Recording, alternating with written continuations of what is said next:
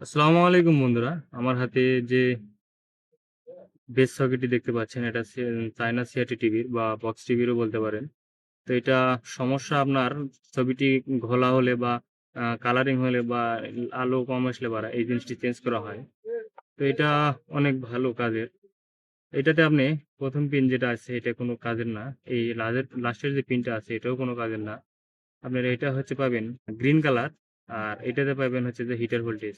এখানে পাবেন গ্রাউন্ড, এইখানে পাবেন হচ্ছে যে রেড কালার আর এইখানেতে পাবেন আপনি জি টু ভোল্টেজ।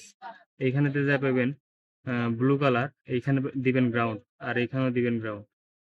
তো এটাই মূলত এটার কাজ যে ছবি ঘোলা হলে বা কালার খারাপ আসলে এটা পরিবর্তন করলে হয়ে যায়। তো এই ধরনের নিত্য নতুন ভিডিও পেতে আমার চ্যানেলের পাশেই থাকুন। সবাই ভালো থাকবেন, সুস্থ থাকবেন। দেখা হচ্ছে নতুন কোনো ভিডিওতে। আল্লাহ হাফেজ।